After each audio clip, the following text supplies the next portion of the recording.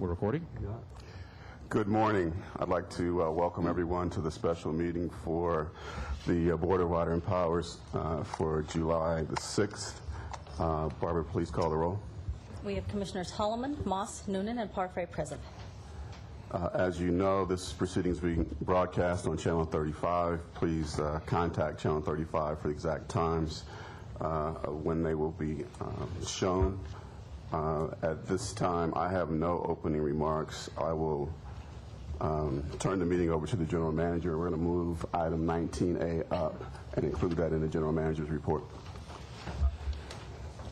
Thank you, Vice President Holloman and Board of Commissioners.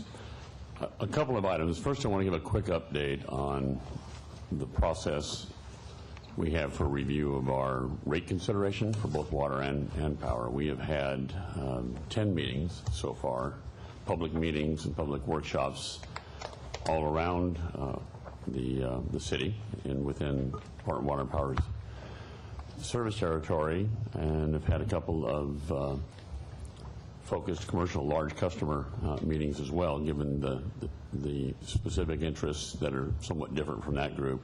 We have another 10 more to go during the month of July, at least so far, that are scheduled.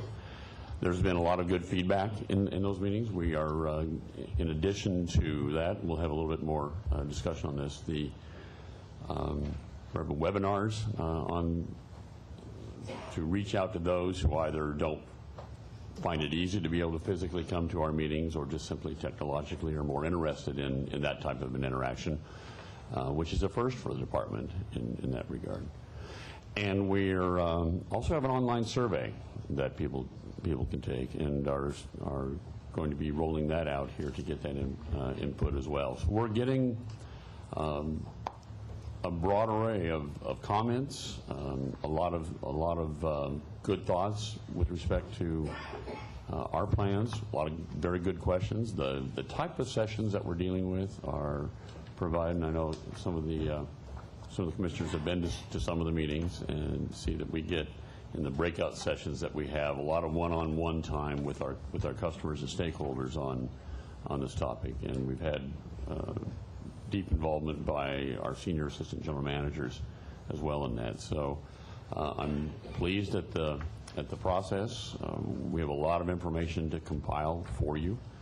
One of the areas that has come up in these is not dissimilar from the question you had, Commissioner Moss, at our last meeting, and that is, well, what happens if we don't get this adjustment? What are the consequences of not getting this rate adjustment? And so consistent with your request and the board's affirmation of that request, we are compiling that information, and we'll have something before the end of this month, certainly well before this commission needs to take any action on that rate consideration.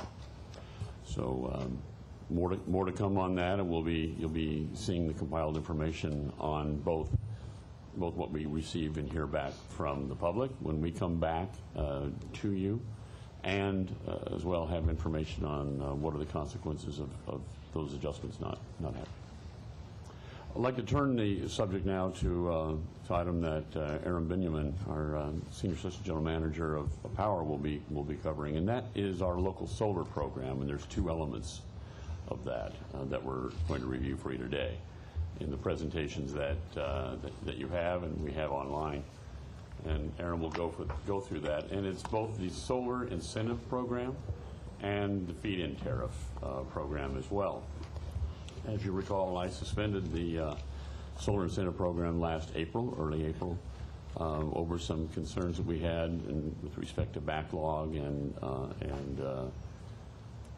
funding and budgeting of that program. Aaron will go into that in some more detail in a few moments.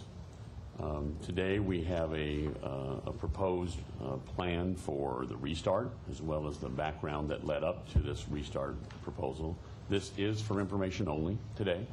We're giving you an overview of what we're proposing that you then consider when we come back for you on that.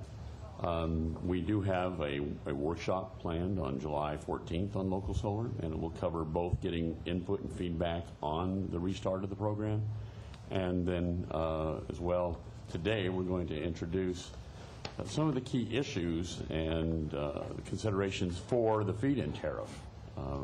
Feed-in tariff being essentially, unlike putting solar for our solar incentive program, our rebate program that has a net sales arrangement where customers use all the power in their home or business, and then we get the excess. The feed-in tariff provides instead for a long-term power purchase agreement where all of the power that would be produced gets purchased under a contract by the department. Aaron will go over those differences. We want to speak today about just the key issues around that program, some of the factors that we want to get input on, both from you as our board, but more particularly as we go out in these workshops. Before we establish a program, we have an outline in general of the program at very, very high level, and you'll be seeing a lot more detail on that in the workshops and in the weeks to come. So with that, I guess I'd like to turn over to Aram to go through the program in more detail. Thank you. Good morning, Commissioners. What I'd like to do is kind of go over the major buckets that we have on the solar programs, and as Mr. Nichols says, we're going to dive into the details of the solar incentive program today. But we have, in our integrated resource plan, we have made room for the renewables, and solar being a very important part of it because of its characteristics of feeding our system at a time when the power system needs that energy generation, and it fits our profile in a very nice way.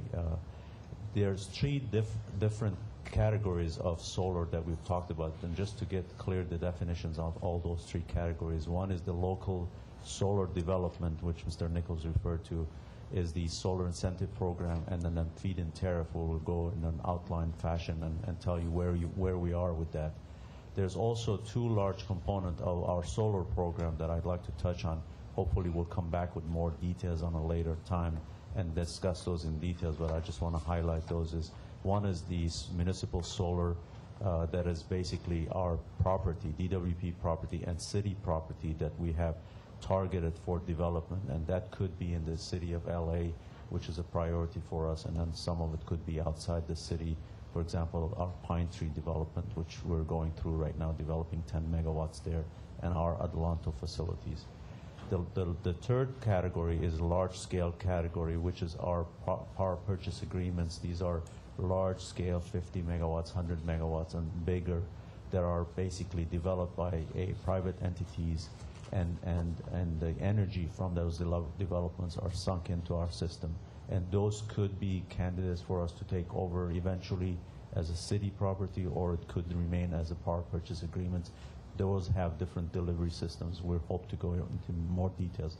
But today, specifically, we're going to go into one of the components of our solar program, which is called the Solar Incentive Program, and that's the SB1 detailed program that we want to make sure you're up to speed on what we've done during this moratorium, and we have some good news as far as the backlog and stuff we want to share with you, and what we're going to do to open up the program. The way we got here in 2010, before we put the IRP out there, we did a very extensive outreach program, community meetings where the solar was a topic that was discussed, and it was consistently feedback was that local solar is good for us, and we 100% agree with that. How those solar programs are developed, those were details that we wanted to get into the program and respond to it. But we had an overwhelming public comments that said solar incentives are an important part of it, and also feed-in tariff, which we want to talk a little bit about, is also a part of developing the local solar. The goals for our solar incentive programs were very much consistent all across, from the day we've opened the program to now, and we want to make sure that we have a sustainable program, that we don't have these cycles of getting the program up and then shutting the program down. We want to have a consistent program which is transparent, which is creating jobs and giving a long-term view of what this program would do for the city of LA. That's always been our program, and the modifications that we put in place addresses a lot of these issues as we go through making sure that the program is done in such a way that certainty is part of it, that the investors and the contractors and the developers will come in, set up shops, and then pick up the program on a long haul.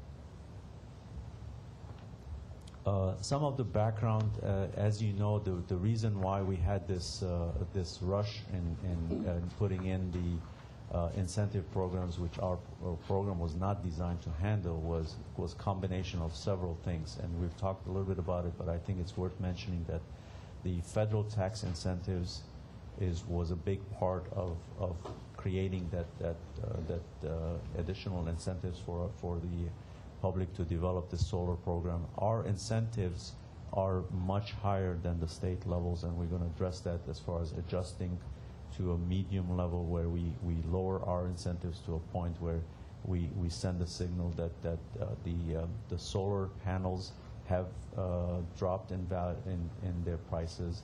The markets are much more flexible when it comes to pricing, and there's other incentives that we need to take in place. So with that context, we have some recommendations on adjusting our incentive levels to make sure the package as a whole is much more sustainable. We want to get as many megawatts from the system as possible, and we want to also transfer a lot of the benefits of the new program into the consumers, where they have lower prices of installation and benefiting from the systems. This is a graph that shows, and you've seen this prior to that, initially we had close to 30 million or so budgeted incentive dollars in our budget, but because of these factors that I just mentioned, that applications kind of tripled in the requests that we've gotten. This is the graph that shows where our projected line of development was versus that spike that you see there. And this is, again, that's the period where the tax incentive came together with the price drops and our incentives. In April 8th of this year, our general manager suspended the program for some of these reasons that we've talked about.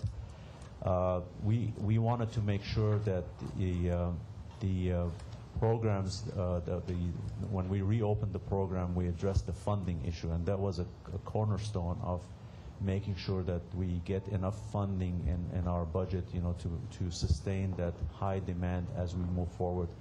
And working with financial services and the organizations to figure out a way to issue bonds and increase the funding. And we've been successful in increasing the levels of funding for the next 3 years, from $30 million to $66 million for the next 3 years. Some of the other steps that we wanted to take, through this moratorium that we had is to get feedback on what else can we do in order to make this program much more sustainable. Some of the guidelines modifications we're going to recommend to you are based on some of the inputs we've gotten from you, we've gotten from the council, we've gotten from the mayor's office, and we've gotten a lot of it from the developer community and also the consumers, and this is what we've incorporated in our guidelines. This is the good news and a success as far as what we promised when we came to you for a recommendation to suspend. We said we want to go back and take care of the backlog. We want to take care of the customers that are basically felt that their investments have been stranded because they have invested a lot of money into these facilities, and the system was not producing energy for them to benefit from. We had 800 or so requests for incentives that we've dropped to zero. We've shifted a lot of crews, and this is a special thanks to our field crews that have taken the challenge and taken 400 installations within a very short period of time. We've put in $2.2 megawatts of solars that were waiting to be turned on. We've added 12 or so crews out there, and they worked around the clock to make sure that these systems are turned on. And they have installed more than 430 meters, and that's a big advancement within a very short period of time that made a big difference in the way the program was stalling. So moving forward, these are the lessons learned as far as making sure that we have enough resources to take care of this, so we never are caught in the same situation again. So this is part of the improvements that we want to go forward. We've also issued 150 or so rebates totaling about $10 million. These were rebates that were in the pipeline that we've pushed through, and then we have 250 rebate checks, that we've started developing the process to pay those, about $12 million totaling for this fiscal year. This is a graph that shows the projections as far as the installation of the megawatts moving forward. Once we fix the incentive rates and we fix the guidelines, we expect to have about 70 megawatts of additional solar installed in City of LA by 2012, and those are based on the backlogs that we're seeing and based on the installation periods that we've seen in the market. Restarting the program, and I've touched on several of these issues. We want to make sure that the incentives, we've increased the dollar amount per year, so we've gone from 30 million to 60 million. We have put some targets as far as megawatts that we want to get in there. We have also put in additional resources to make sure that the wait period is dropped from 4 to 6 weeks down to 1 week. So if you install a solar system, that we want to get that accelerated, and we want to work with building and safety and all the other agencies to make sure that the process is streamlined. And those are things that we have put in place for when we reopen the program. We want to make sure that we go forward with that kind of a resource allocation that we have put in place. We have again, as we move forward, we want to make sure that the goals that I just described at the beginning of the presentation are sustained. We want to make sure we get more megawatts for the money that we put in there. We want to make sure that the markets are sustained, and we want to make sure that this is not just a period of time that we get this program out there and we shut it down.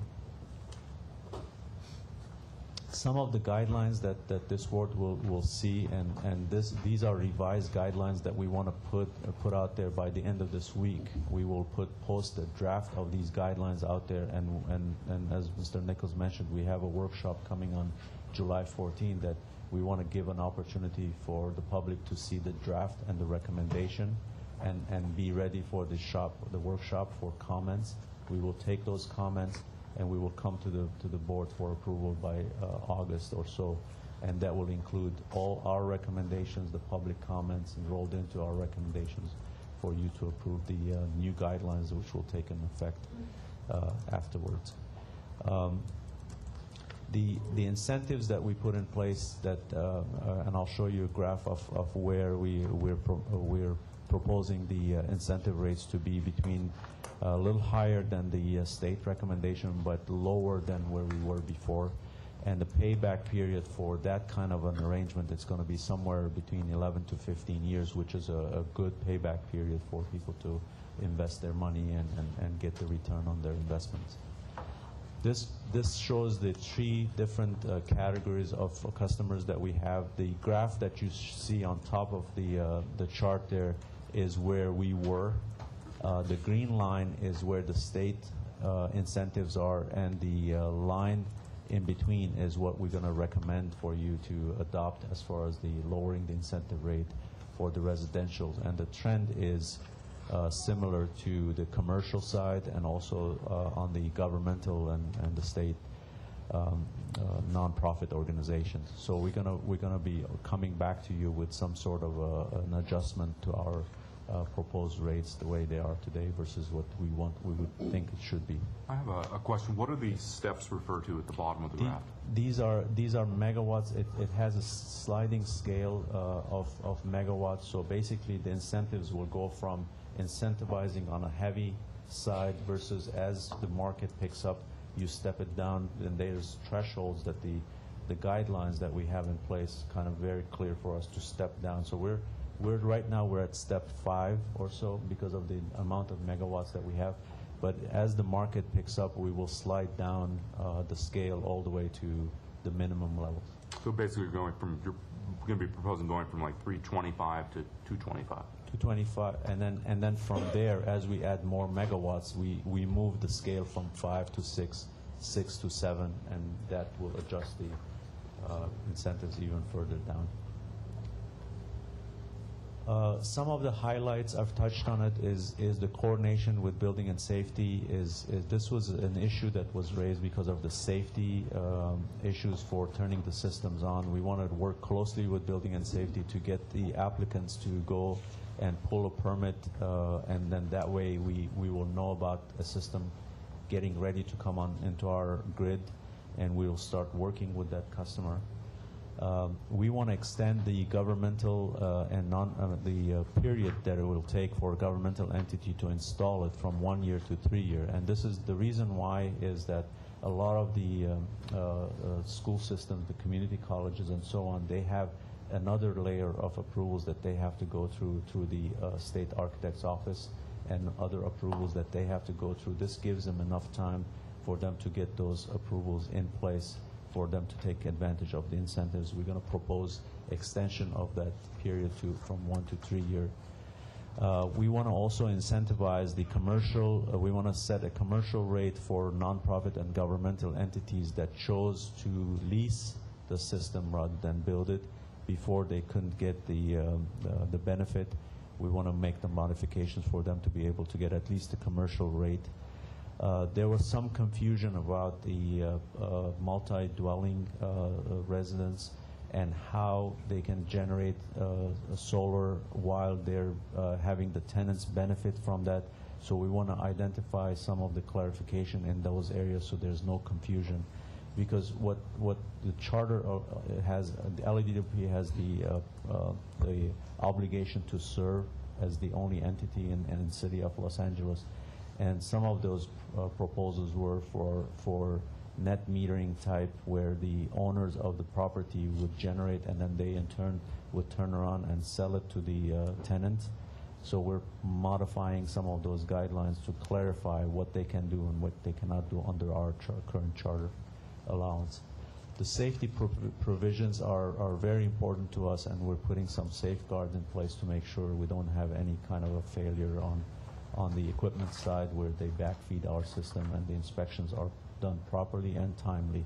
And this was an issue that was brought up during our moratorium. The cost of the solar incentive based on the proposed budget that we have is going to be about 0.2 cents per kilowatt hour, or 0.7% increase in the bill. This is to service the debt that we're going to acquire, to fund the program, and it's an impact for what we project as far as the megawatts going into our system. The next steps, these are Mr. Nichols outlined some of these steps what we want to go through. Today's presentation is an informational presentation. We're going to have the workshops. We're going to get city council feedback on late July, and then we're coming back to the board and council approval early August, hoping that we get everything in place and we start the program in September of this year. So this is the timeline we're going to follow, and we're very confident that we have enough of the feedback, and we've vetted every issue out there to make sure that when we reopen this program, it's going to be successful. Is before you move it to feed-in tariff, is the LA Unified School District part of the municipal solar program? They're part of the governmental sector. So municipal solar for us it's going to be only LADWP and city property. Okay. We count them as part of the governmental sector.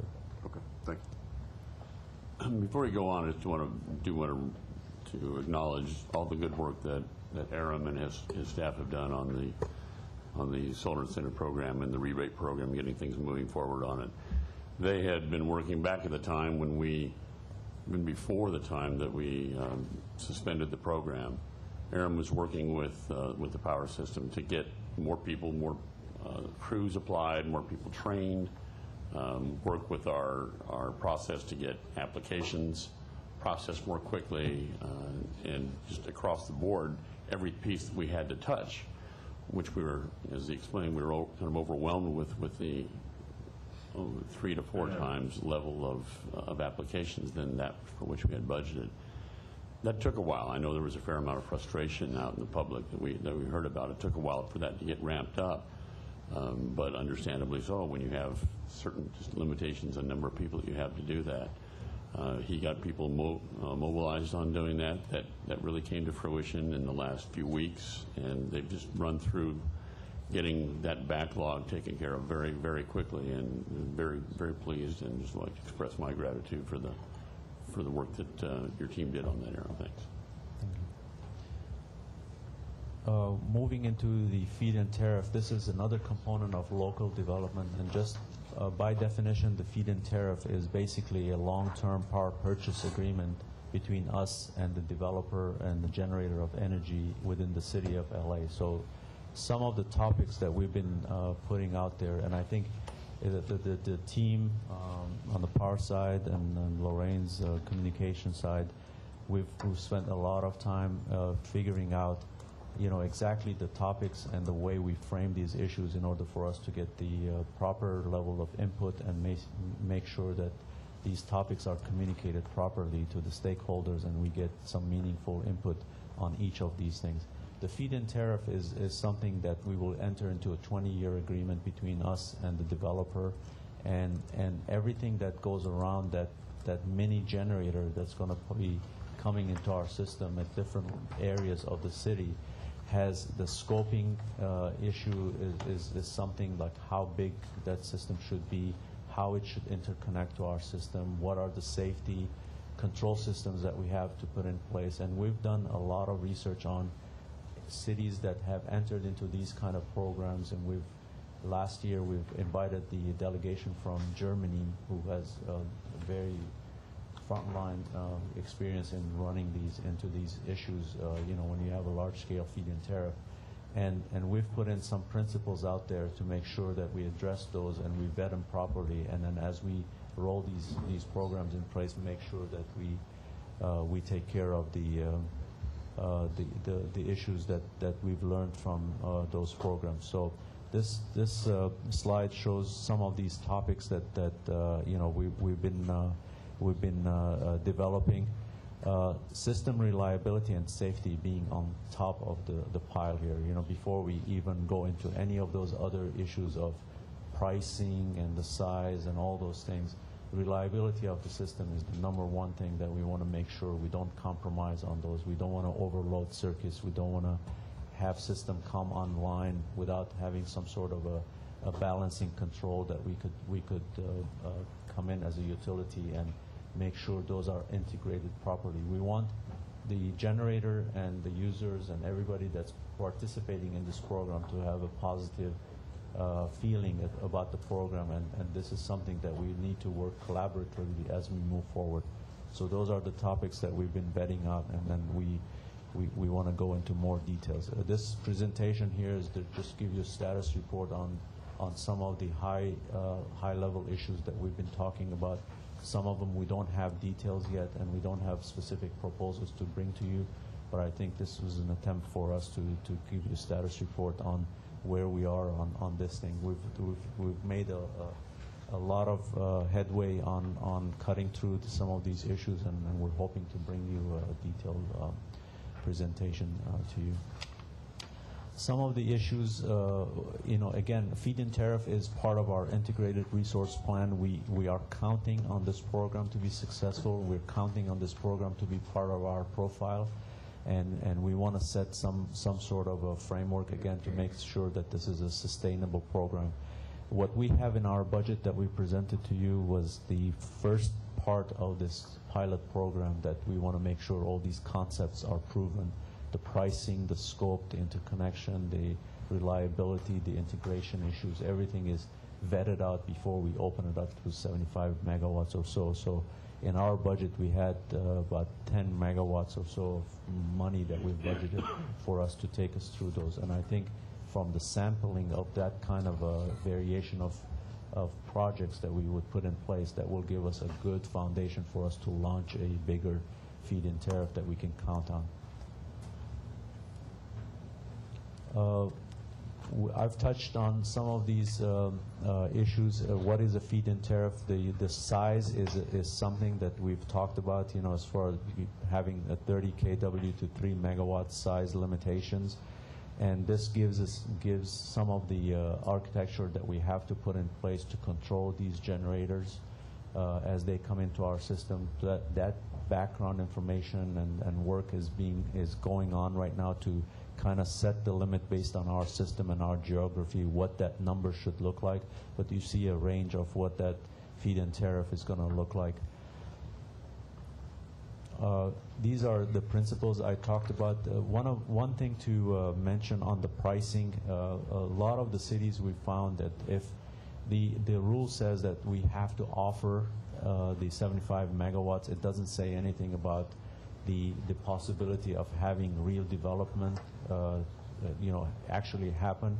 I think from a city perspective, we're taking the stand that not only we want to put a feed-in tariff that meets the letter of the law, but we want to make sure that these are doable, they're sustainable, and they're actually are projects that are funded and committed for them to come online. We don't want to put some pricing signal out there that's going to say that we're just doing this and we know it's below the threshold right now, but we want to put a megawatts out there, for us to make sure we're complying with the law. So everything that we're going to design, it's going to be towards these principles where it is cost effective to the developers to do, and it's also cost benefit for us to take the energy because of the savings we have on transmission and also the peaking characteristics of solar coming into our system. And we want to make it transparent, and we want to make it a reliable framework that people can count on, saying that once we set the program that they can rely on the pricing and the mechanisms we have in place for the program to move forward.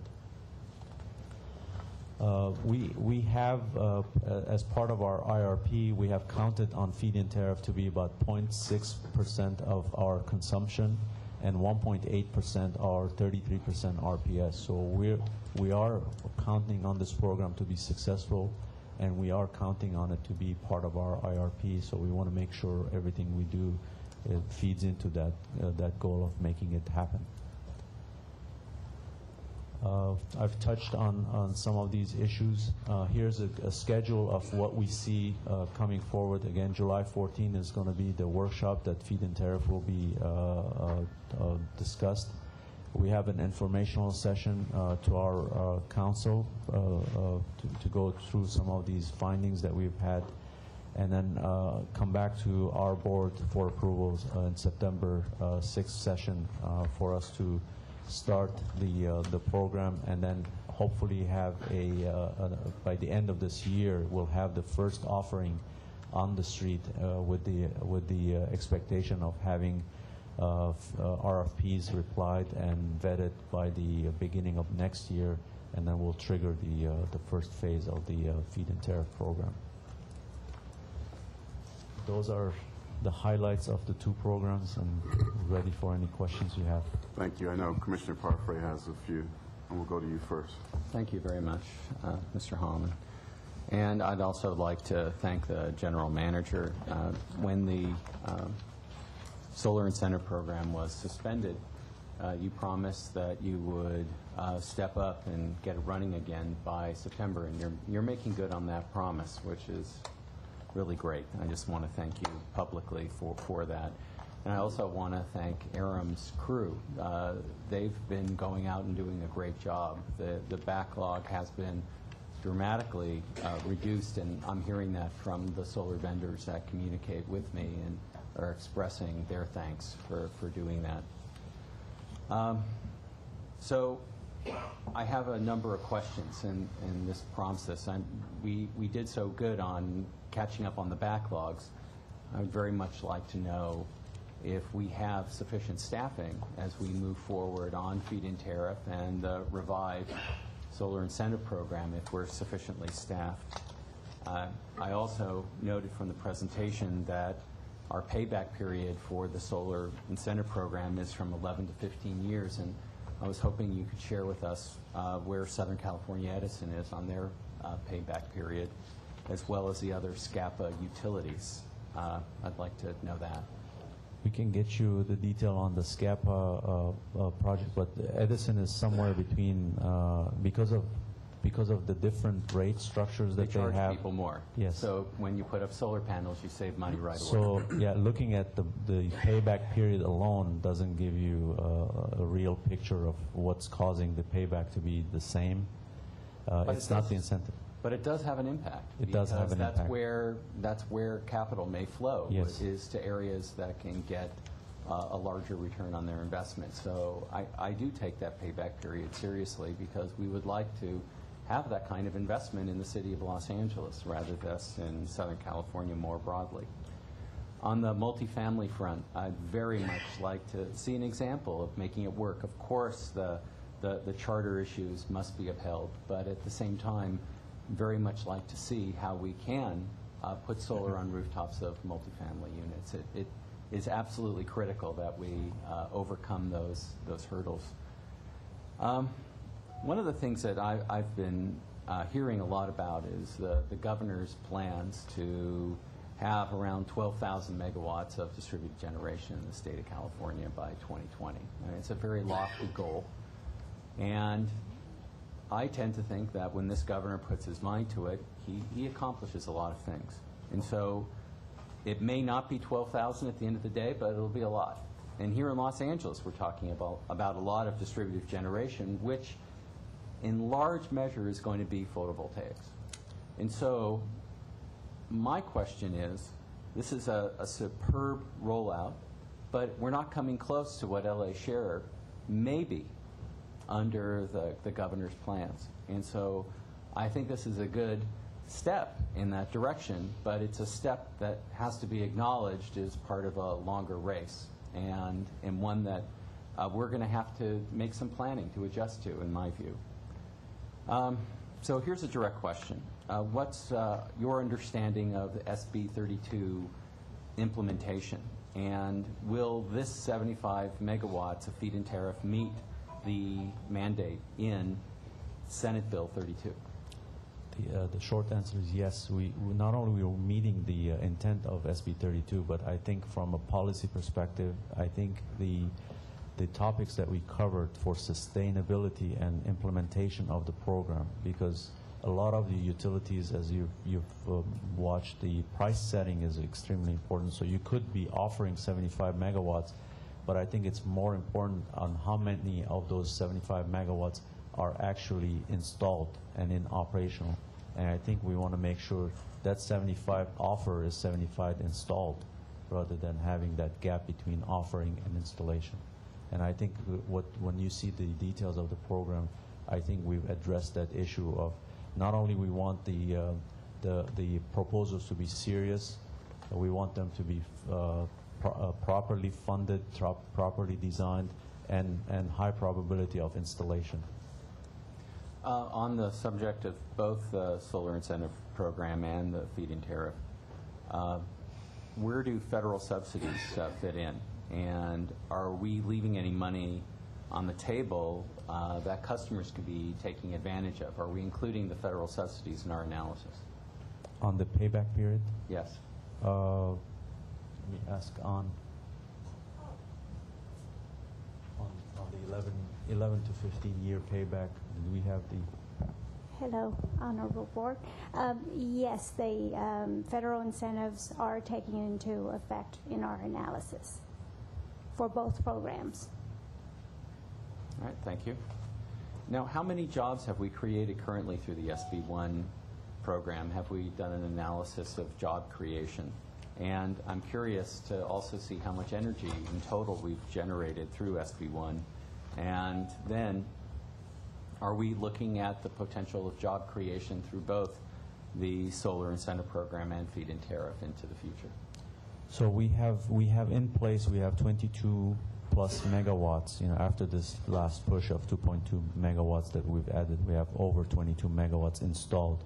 So based on, I don't have that ready number for you, but there's a formula that the state uses as far as the capital investments that has gone in place and versus how many jobs have been created, not only direct installation and all the auxiliary industries around it, but we can get that number for you based on the money that we think that was spent on the 22 megawatts.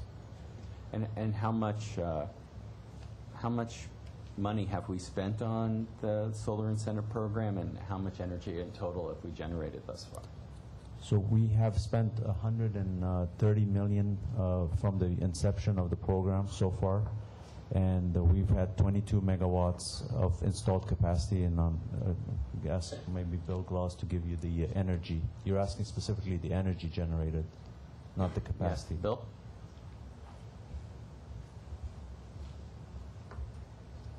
Okay, Bill Gloss from the Solar Development Group.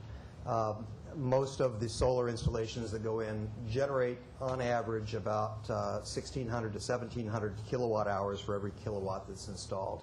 So for every megawatt that's installed, we see 1,600 to 1,700 megawatt hours that are generated. And as Aram said, we're pushing 30 megawatts now for our customer installations. We could do the math for you, but that's essentially the calculation that needs to be done. Thank you. Okay. Thank you. Thank you, Commissioners. Moss? Yeah, I have a question. On the feed-in tariff program, do you see it as one of the goals of creating a new industry in Los Angeles of essentially private utility producers that are tapped into GWP? Is that what we're aiming at here? I mean, job creation and industry creation is definitely a part of our goals, but we see it more of maximizing the real estate that, say, large warehouses have, or industries that use very little energy, but they have a huge space, parking lots, and roofs that they could use to offset their costs. So someone has some excess land, they could put panels up on that. With that having been said, have we run some economic analyses that we can share with the public at large to show them what the payback periods are, in other words, to sell the program and encourage people that it's worthwhile for them to do it? That's part of the analysis that we're going to put out there, and then also get feedback. And we've done some analysis of what the potential is, so make sure that we're talking. There's a lot of numbers flying around, but I think we're going to do our due diligence to see what reality, how many square footage we have out there that could be developed, quickly to meet the program targets. Right, because targeting what Commissioner Parpre said, most business people are going to look at the payback period as the main indicator of whether it's worthwhile to even begin investigating it, let alone actually do it. One other thought, have we worked at all with Department of Building and Safety and Department of Planning in the city, because there may be some zoning issues that come up with respect to installing the panels in certain locations? Building and safety, we've done a lot of coordination. Planning, we've had some discussions on the potential for conflict of the current planning allowances and what this program could trigger and what changes that needs to happen. We haven't taken those discussions all the way through conclusions yet, but those are areas that's going to pop up for, let's say, Hillside, for visuals and things like that that's going to come up. And there's also other safety issues that other departments will get involved, the fire department and such, to make sure that other safety aspects of the city is taking place. So you'll be tracking all those? We'll be tracking. Okay, thank you. Commissioner Noonan? No, thank you. Any comments in general from the commissioners on other than, you have more? Yeah, I just wanted to clarify something, because one of the things that we've talked only in general terms about and we'll be discussing in more detail in the workshops is the issue when it came to the timing of the 75 megawatts and the notion that we're looking at a pilot or a demonstration program first. And one of the reasons for that is to address the number of the questions that you as commissioners have asked here and previously regard to the planning issues. There are efforts ongoing right now. These things don't often move as quickly as you might like, and there's joint efforts between fire, planning, building and safety, and the department really is more monitoring it because this is really things that are outside of our direct jurisdiction. In terms of zoning requirements, planning requirements, building standards, safety issues, not from the installation perspective from that we look at, which is very important to us, but fire department is concerned about clearances, and if they get a fire, and can they literally break through these devices? There need to be adequate clearance space under them. You have adequate clearance space underneath them. That creates zoning concerns about visual effects and such. So there's a lot of that they're sorting through. We'd like them to get that sorted out as quickly as possible to add some clarity to be able to make sure that there aren't problems there. There's also homeowner association issues around these things. Certainly those types of things affect our solar incentive program as well, but we've seen strong interest, obviously, in the solar incentive program. We would anticipate that we're going to get strong interest in the feed-in tariff. We need to make sure we get it priced properly. But one of the reasons we want to do a demonstration program first on this is we learned that we didn't have all the answers on the solar incentive program when we went through, and there's some things that many things, I think, good lessons learned that we're hopeful will apply to the feed-in tariff program, but may not. And so we have new issues here that come up with respect to a different form of agreement that we have between ourselves and the parties that are applying these. There's issues with respect to third parties installing on someone else's roof and entering into agreements with us, and there are the whole question of how do we bid this, how do we set the prices, when do we reset the prices and such. So these are issues that go above and beyond just the basic implementation experience that we've had on the solar incentive rebate program. And we want to get it right. We want to make certain that we know that there are a lot of eyes on Los Angeles, and appropriately so. And we want to make certain that as we implement this program, we do it in a way that it sets a good, solid platform for moving forward and doing it with as few glitches as possible.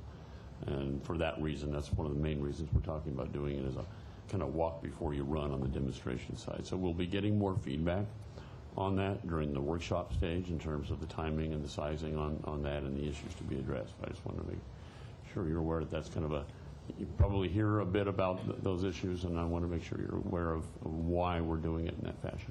Mr. Nichols, do you know when we're going to, as a voting board, do you know when we're going to be given a concrete proposal on the feed-in tariff and the solar incentive program? The solar incentive program, I expect we will have that back for you. I think it's on August 6th. We will have a draft guidelines published by the end of this week. That you're talking about This SIP. on the SIP, That's correct? on the SIP, and then feed-in tariff will follow.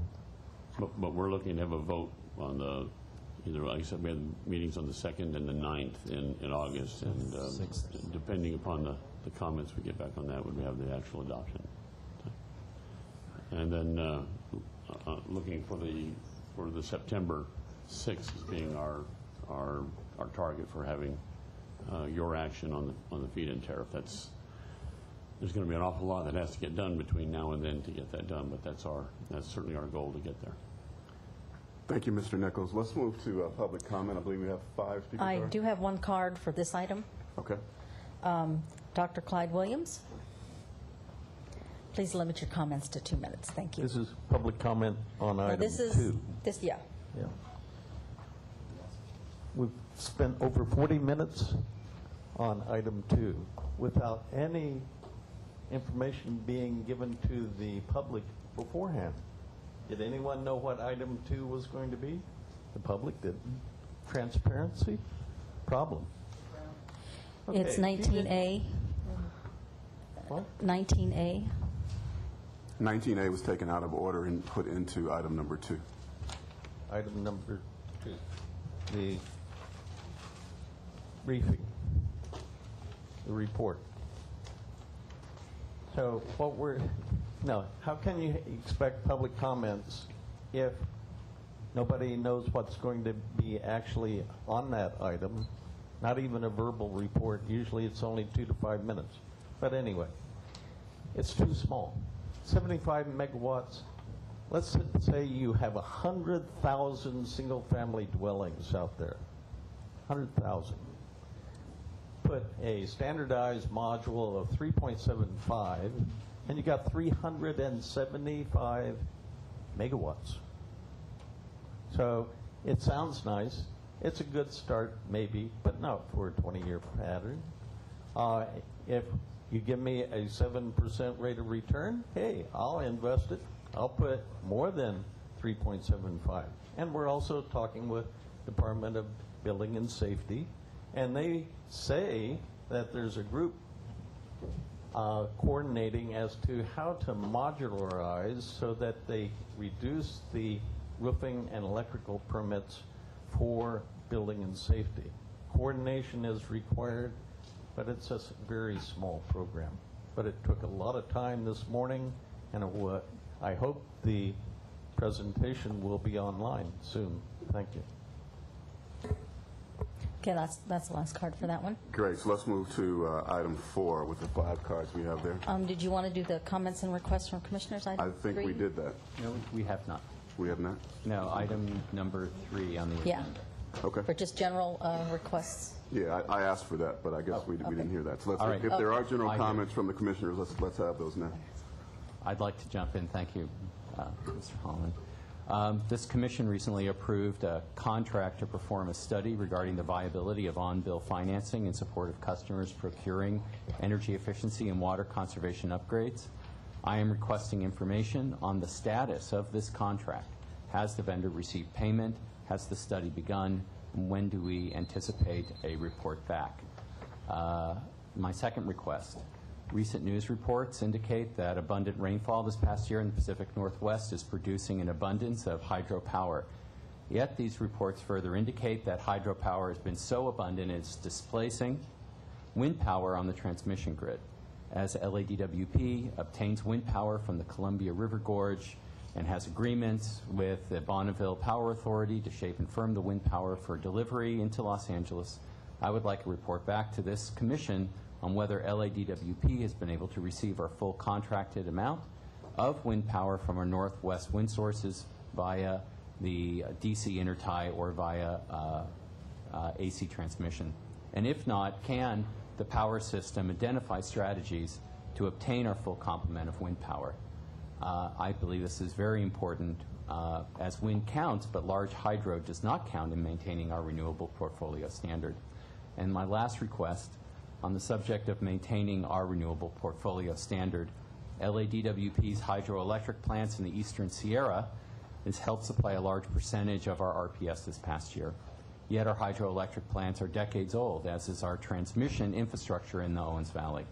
I would like a report from staff on the viability of creating a potential study of LADWP's hydroelectric power in the Eastern Sierra, and I believe it's best to take full advantage of the resources that we already have.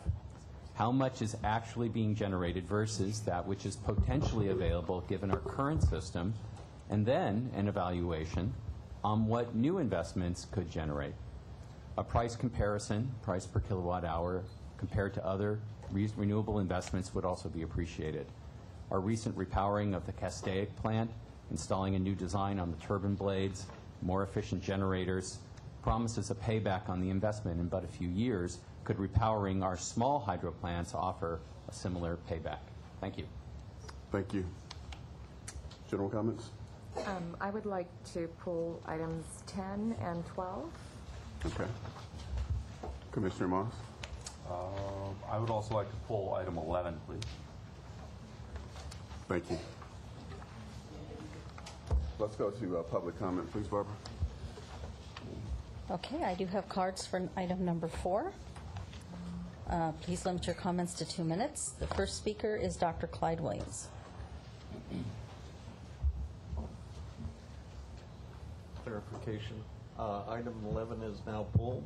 Correct. Will we be able to offer public comments on it? Yes. Okay. Item number 4, public comments. Almost as a rebuttal to a previous comment, I get more time here to contribute than during the collaboration workshops for rates and ratepayers.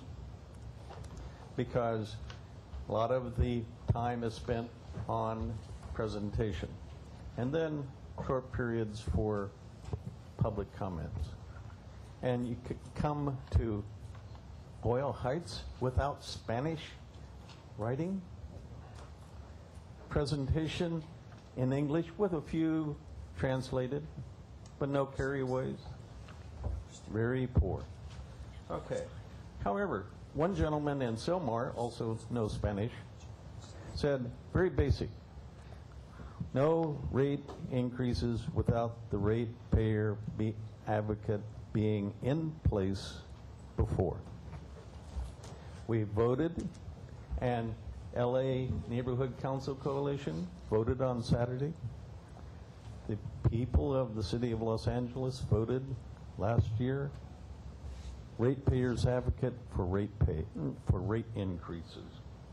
There's also an element now in item number 11, and recently in this presentation, the planning period is 9 years. That is out to the year 2020. In hedging, very detailed hedging for 9 years. Let's see the rates as best estimated, best guess, rough order of magnitude rates for up through the year 2020. Thank you. Okay, just so the audience knows, we do have copies of the 19A presentation here on the end of this one table if you want a copy. The next speaker is Linda Romney. Mr. President, can I make a comment on the speaker? Sure, go ahead. About the language translation. Absolutely. We did have a translator that was there. You know, the audio was translated, and we also had Spanish-speaking employees and resources in front of every easel that was explaining, that was reading the English and translating it to the group that was congregated on that, because of the flexibility of having both languages in there. So the department has spent a lot of resources trying to figure out the logistics and making sure everybody was comfortable in there. And I think the team did a great job of making sure everybody was taken care of. Thank you. Yes, I'd like to tell you how they took care of us. I attended 4 of the 6 meetings. They divided us into small individual groups. They had blackboards where the renewable energy items that they were going to consider was incomplete. They never considered Bloom Energy. Bloom Energy, for $3,000, you can have unlimited electrical. And then we were told to vote more than once as to what rate increases we wanted. Oh, and then they would fix it. So this is how your transparency occurs with your meetings. Something needs to be done. Actually, the city of Los Angeles right now is committing genocide against your disabled and your senior citizens. How can I say that? Because over $50 is being charged per billing period for sanitation. That's even if you don't even use sanitation. Now, what kind of unconstitutional measure is that? Now, how much do you get for water if you're a senior citizen and disabled? You get $20.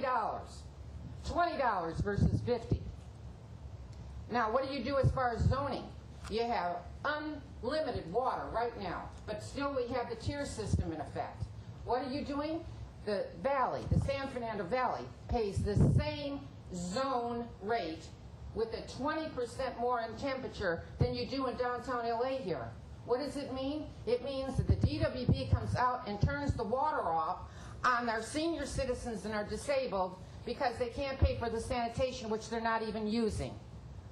And furthermore, you have to have public input into these rate increases. Senior citizens on Social Security for 3 years haven't even gotten a stinking 25-cent increase. But the city employees, you all get at least 2%.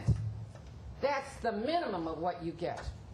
Now, if we, the citizens, the ratepayers, do not have an input into this monopoly, what you're going to force us to do is that the San Fernando Valley is going to succeed. And I've talked to the neighborhood councils, have been informed with the other areas around. They want to succeed also. You have to stop this. Right now, John Chen, who made a promise to me of over $419 he was going to take care of, he still hasn't.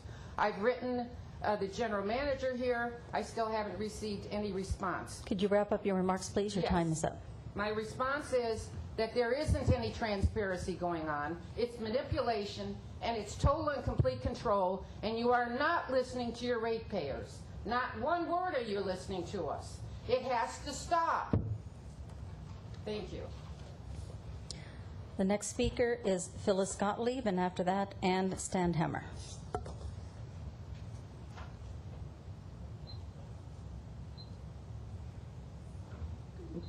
Good morning. I'm shifting gears. It's not to do with rate paying, but it has to do with Stone Canyon.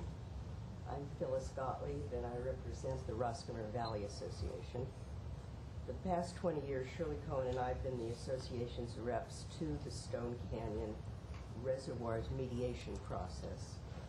In 2009, the Board of Commissioners adopted buried concrete tanks with limited public access as the preferred solution to comply with the state and federal regulations regarding open reservoirs. That board saw that as the best way to fulfill their long-term duty to the citizens of LA. Some background may aid in your current decision-making. Both the forthcoming Upper Stone project and the completed prior project were subject to the City Council's 1990 mandate for an appointed mediator to help facilitate discussions between the surrounding homeowner groups and the DWP. The mediation process was instrumental in reducing a several $100 million outlay to approximately half that amount, as well as serving to additionally preserve the canyon's extraordinary habitat. 4 surrounding homeowner association boards are part of the mediation process. 3 of those groups, representing more than 3,000 households, vigorously support the concrete buried reservoir solution and emphatically favor providing carefully monitored limited public access. We see the buried reservoir solution as the best and safest, genuine, long-term solution, meeting both the regulatory requirements as well as environmental and aesthetic concerns. Commissioners serve to make decisions for all our citizens, not just a privileged few, and must embody a vision for the future, not just for a short timeline. Incidentally, the Santa Monica Mountains Conservancy is in favor of public access no matter which reservoir solution you select. And although funding is even more difficult now than a few years ago, it's likely that funding will be easier by the time this project is slated to start. The 4th homeowner group represents only about 400 households. It opposes providing any public access, citing fire danger as their primary rationale. We appreciate such concerns, but the history of public land access does not warrant that exaggerated and monocular focus. In consideration of the limited amount of parkland in our city, Could you wrap up your remarks, this please? beautiful canyon must be preserved for future generations of Angelinos to enjoy, concurrent with protecting our water supply. Just one more comment about a group that appeared here several weeks ago to say a rubber cover was fine with them and emphasized the specter of fire danger in order to decry allowing any public entry to Stone Canyon. We believe that to prevent even limited public access to this land is a sadly covert, not in my backyard stance. In summary, these 3 large homeowner associations favor 1, the concrete buried reservoir option, and 2, controlled, limited public access. We will provide written comments addressing the draft EIR, and we hope those of you who have not seen Stone Canyon come to visit it soon. Thank you very much. I have copies for those. If you can hand it to the officer right there, we can Behind you. pass them out. The next speaker is Ann Standhammer, and after that, Jim McQuestion. Hi, I'm Ann Stouthammer, and I'm part of the other 400 homeowners she's talking about. So we do have a conflicting viewpoint here, because we do think that the public access would cause a large fire damage or fire danger. First of all, though, the cost, you've got people here that are concerned about cost. And the cost of doing the very tanks, which is going to make her backyard look a lot nicer, and mine too, it's 500 times more than, or 500% more than doing the floating cover. It's a huge expense. It's an extra $141 million, which everyone's going to have to pay for, not just people in Bel Air. I read this EIR, and I brought copies for the board members as well, which I, of course, tabbed with what I think is most interesting. And it indicates that there's not a lot of natural causes of fire in that canyon. There's been no fire there since 1938, except for some controlled burns. No fire. And the reason that they say there's no fire is because there's been no public access. And the problem is that you have people that are careless, people that maybe will, throw down a cigarette or whatever, just not think very much about what they're doing, and that creates a fire. Or you could have an arsonist, of course, and opening it up to public access really increases that chance. And with the Santa Ana winds that we get every once in a while, we're very concerned about the potential for fire danger. But we also think that if you're going to have your financial stewardship that you have a responsibility as a board member to have, that you would also think about the extra $141 million that it's going to cost to have the pretty alternative that they want.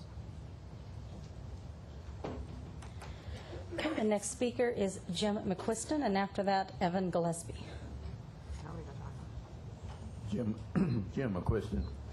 I think you have some of my statements on the La Cresse area, which is not on the program today. I'm a professional engineer, graduate of Caltech, and I spend most of my time in planning issues. And one of the difficulties in the Hollywood area is trying to save Hollywood for Hollywood. Hollywood takes a tremendous amount of electricity to run their programs, lights, and that sort of thing. And we want to keep them in Hollywood rather than moving outside the city of Los Angeles. Actually, just north of Los Angeles is really pushing hard to get our Hollywood industry. And for the Department of Water and Power to help them by moving into their area and defeating expansion of Hollywood in the industry is something which we think would be very, very bad for the city. And we are going to take some steps about this. I was also on the project area committee for the CRA in Hollywood, and we've done many, many studies of this kind of thing. So believe me, I am giving you this information as an expert on the subject, and I will be back when it is on the program. And believe me, I hope I get noticed on this matter. Thank you. Okay, the next speaker is Evan Gillespie. Hi, good morning. Evan Gillespie, Sierra Club. Wanted to comment quickly on the solar incentive program and the feed-in tariff. First off, it is great to hear that it's going to be back on track by September.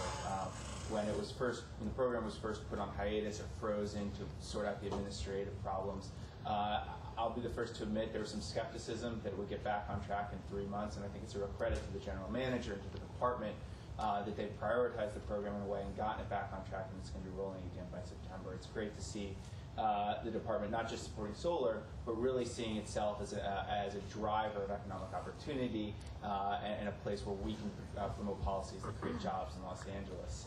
California in general is going through a major transformation right now. Since the state started prioritizing clean energy, since it moved forward with the global warming bill, we've seen 500,000 jobs created in the green economy. We've seen $10 billion of green venture capital. That money's coming into the state. To have it come to Los Angeles, we need the right mix of policies to support economic development, and the solar incentive program is a great way to do that. So great to see that getting back on track. On the feed-in tariff, just on the investment tax credit and federal subsidies, it's our understanding that if we were to build out a more robust feed-in tariff to promote something along the lines of 150 megawatts by 2016, we'd actually see about $300 million of federal dollars coming in to support that program. And at the current rate of about 75, you're looking at about $150 million. So we're leaving a lot of money out there that we could realize. If the department has plans of building beyond 75 megawatts at some point, it makes sense to do that in line with what the federal government can help support us on in terms of federal subsidies. So we'd encourage the department to look, 75 megawatts is a great start. We'd encourage you to look at a little bit harder at doing more to capture some of the benefits that are coming in from the federal government as well. So thanks for your time. Thank you. Okay, that was the last speaker card for number 4. Great. So we're going to move 10, 11, and 12 off of consent, which leaves 5, 6, 7, 8, 9, and 13. I move to approve. Thank you. Second. All in favor? Aye. All opposed? Those items carry unanimously. So let's start with item 10. Who will present? Okay, I do have a speaker card for 10 and 11. Great. Do you want to do the cards before or after comment? I heard an after, but it's up to you if you want to. After. Let's hear the presentation first. Maybe the question will get answered. Hi, good morning. Item 10 is a request to amend the PA consulting contract the department has to support our rates process. The department has identified 3 additional tasks that we need PA to help us with to do a proper job on the rates process, and those are listed in the as part of the addition to the contract: our rate ordinance development, a rate investigation support, which takes some of the feedback we're getting from stakeholders and input and analyzing that and properly communicating that back out. And then a formal rate proposal report that the department wants to do. We've never done this in the past, but we believe having PA support on that, they have helped other utilities prepare that, which is basically a document or a testimony that says what the department has looked at, what we've heard, and how we got to where we are when we're going to go before the board, supporting documentation on the rates process. So one thing on here is we were able to renegotiate one of the rates below what we currently had. The partner rate, we reduced it by $65 an hour. And we're hoping that the board will be supportive on this amendment. The reason why this item stood out is we are nearly doubling the amount of the contract within an approximately 4-month time frame. And I have a difficult time understanding why this additional scope of work was not addressed earlier on when we agreed to the first amount. Well, I think as we've been going through this rate process, PA has been very supportive in helping us put together our communications, our rate analysis, and prior to General Manager Nichols starting, one of the things that we didn't have on our scope was this formal documentation plan. The department hasn't done that in the past, and I think it's just a matter of being more transparent, more communicative, that this is something that we think is the right direction. Well, I remember when we approved the original contract, I did state my discomfort and the conflict of interest that exists with PA Consulting. I also was concerned about previous contracts that we've held with this entity, but the same thing happened where the original contract amount was X, and by the time it's over, it's like 5 times that. So what kind of safety precautions are you taking into consideration to make sure that in another 4 months this doesn't triple? Well, to be honest, we didn't really want to come back, but we did go back and look at that, and we went through with a fine-tooth comb, and that was part of our reduction in the hourly rates to make sure that what we're asking for will get us through the process. We're not asking for any time extensions. It will still be a 12-month contract, but we do believe that all these services are necessary to get the department through the rates process. And I don't know if General Manager Nichols wants to add anything.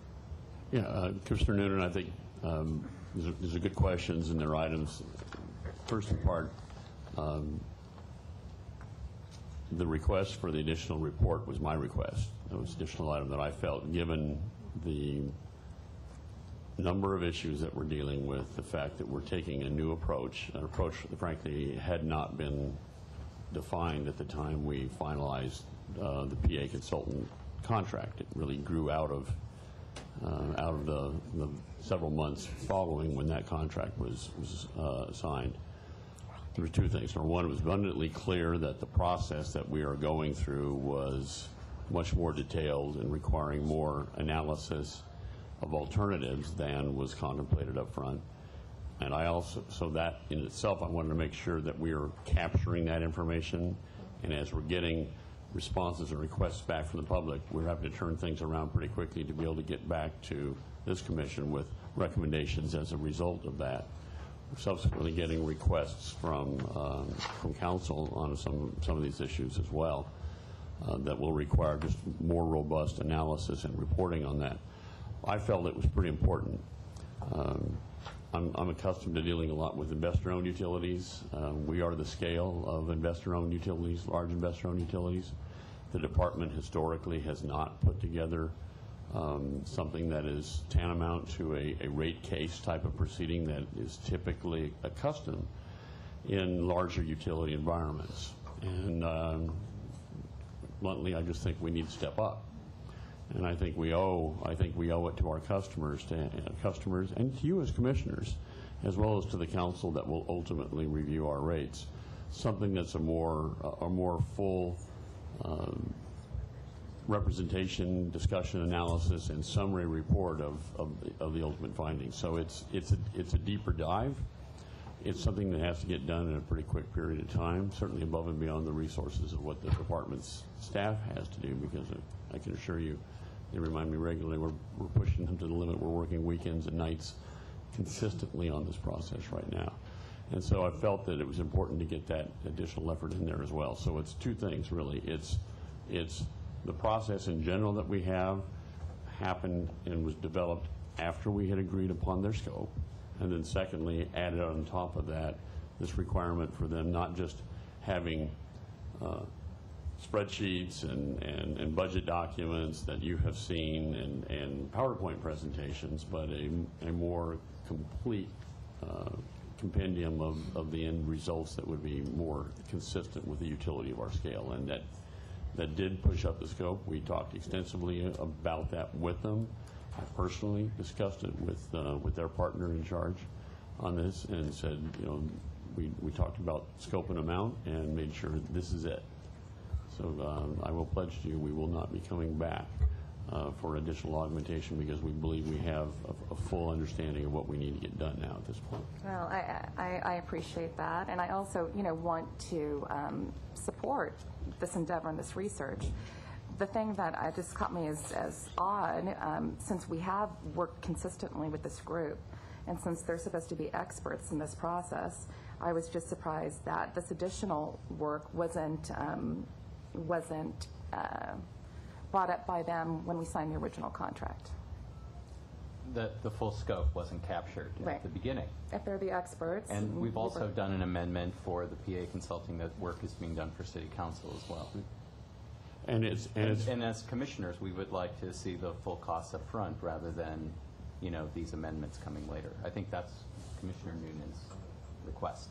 And I appreciate that, and I take that on me for being, in part the reason that this wasn't before you before, and that is they were really pursuing a plan and effort and scope that was described based on how the department has done its rate considerations in the past. And this process kind of evolved during that. I think I had in my mind's eye about where it was going and headed.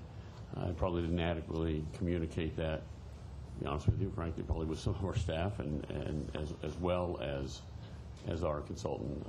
We had a very definitive scope in that first agreement, and we've asked them to do more, and it's very clear. It's a more above and beyond, both in terms of duration, their involvement, and the final product. And at the end of the day, it was pretty difficult, given the fact that we had a pretty specific work plan initially, not to come back and say, all right, now that we've added it, this is new and different work. My question goes to the future, and will we be taking this rate case preparation in-house so that we won't need to rely upon outside consultants, or maybe we can minimize the use of outside consultants, perhaps more of a review and type operation rather than generating the work for us? Well, it's a great question, Commissioner, and I think the answer to that depends on how things ultimately come out. We have Typically, a rate case is a very episodic sort of thing. You come out, you lay out your costs, you do a lot of evaluation. It's pretty intense level, and then it stops, and it's done for a while. We have proposed a 3-year rate case rate period over which how this all works during your review and during council review is unclear. If we are effectively through this process, done with rate considerations for the next 3 years, then it's the type of thing that I would not recommend we staff up for. If it's something that we think that we're going to have more regularly, have annual consideration of it, then we're going to have to hire several more staff full-time to do this work. Given where we are in budget considerations and things, as you well know, we went through cutting back staff, and we've not filled positions, and it includes our financial services organization as well. And we have to kind of get a good handle going forward on what those needs are going to be. If it's a sustained type of activity, I would agree with you. It's the type of thing you staff up for and keep internally. If it's going to be something that falls off, then I think the approach that we're doing is the right one. One thing that we are going to do, and that is, as indicated in the last, when we first talked about the PA consulting contract, is we haven't gone out, we didn't go out for competitive bid with this because of the timeline that we were going forward on it. We will be, irrespective, would be going out for bid for those services in the future as soon as we know at what point we would need additional services. And we will go out on a competitive bid basis, assuming that we don't staff up for this internally. Commissioner Parker? No, I was just going to make a snarky comment about whether the ratepayer advocate also takes a few years off, but I'll not say that out loud. I think your inside voice just came out. Any more comments from commissioners? Public comment, please. Okay, I have two speaker cards for number 10. The first speaker is Dr. Clyde Williams.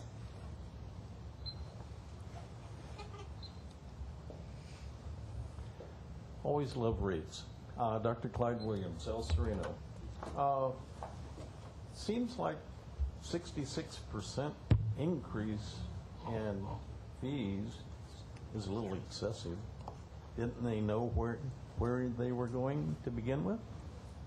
And by the way, if you look at the original contract, which was, thank you, provided by DWP, but not online. I asked for it. I got it. Thank you. But there's no change in scope because it all references task orders. But the task orders are not online. We can't see what's being done.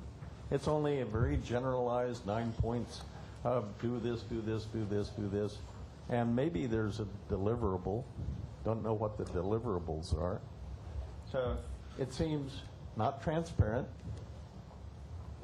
More robust, we don't know because we can't see any of the meat. Where's the beef? We see a few bones, but no beef. So we need to see the task orders. But in transparency, do we have to have a Public Records Act request to see the task orders? So I don't know. Rate structure is very important. It's not going to be a simple thing. It's not going to be a short thing. It's going to extend a long time because, as indicated by your gas hedging and by the solar program, there are detailed projections to the year 2020. Therefore, there can be good estimates as to what the rates are going to be in order to follow those electrical production generation requirements and solar, and maybe eventually water, because I like water. So I would either provide this addition if there is backup for the additions, and also make all of the task orders available online, past and current. Thank you. Thank you. Okay, the next speaker is Linda Romney. I've attended these meetings, and quite frankly, I take issue. If you're really interested in input from your ratepayers, then, and I'm saying if that is the premise, and if there's a contradiction, then obviously you have to go back and check your premise. What they're doing in these consulting, they're manipulating and they're controlling. They're dividing us up into small little groups, and then they're controlling exactly what's being said, and anything outside of that scope, we do not have free speech. Apparently, the First Amendment doesn't apply to these consulting groups. They make promises, and then when we sign in, and we have a separate sheet going, and they stop us and say, no, we don't want this other sheet, we'll make ours available, and then they never do. So we have certain things occurring here, and quite frankly, you're not getting the input of what's going on with the public. And it's critical that you get that input. These consultant firms that you're paying all this money to are just strictly hurting the masses and getting them to say what you want them to say and limiting everything. We want to be in a large group where we could hear the questions that are being proposed and the answers.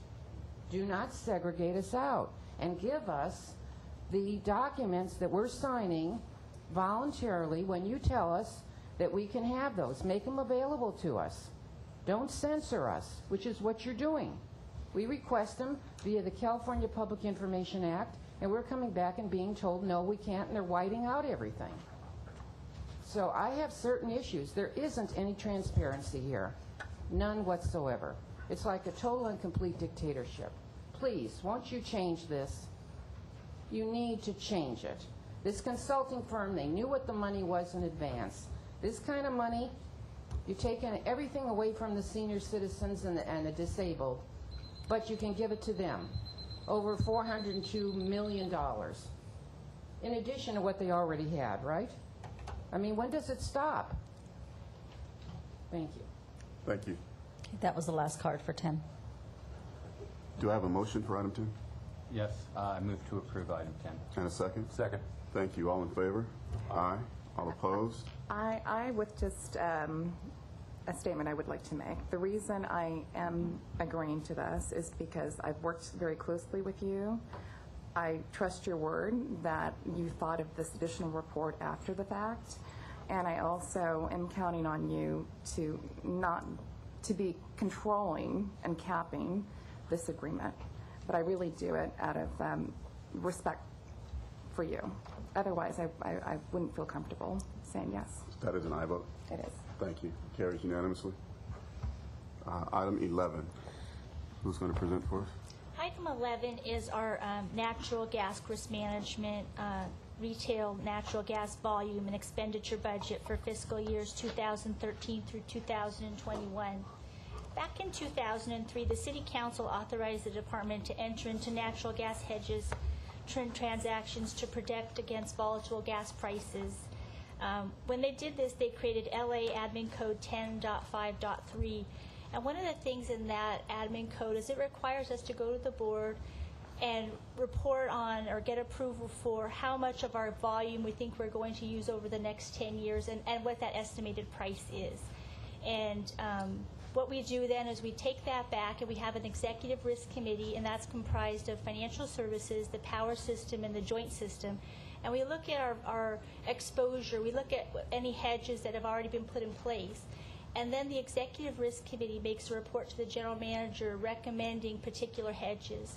Now, we hedge our gas either through our ownership of gas fields, our Pinedale plant, natural gas projects that are programs that we already have, and then financial transactions. And so the last time we came to the board was about 2 years ago, and our data is stale. But we still continue to benchmark against that board-approved budget of volume. So what we'd like to do is ask for your approval of this updated volume. Our natural gas, we're actually using less since we've come here 2 years ago, and I think that's partially due to the wind projects and other projects that we have online that have displaced some of that gas.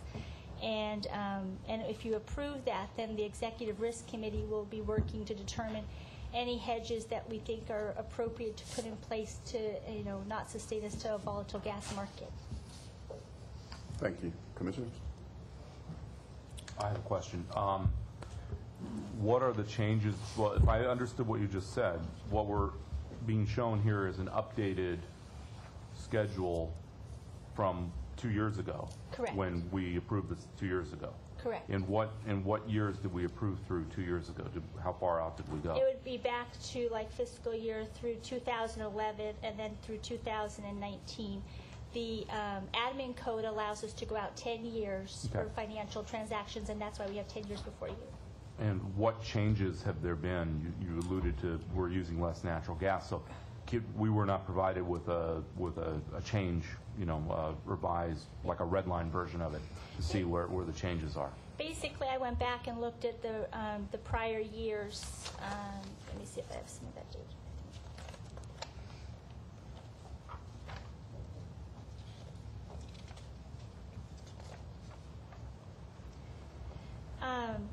Actually, I have it through fiscal year 2018 as an example. For fiscal year 12-13, we had estimated our volume to be 54,471,441, and now we're down to 52,928.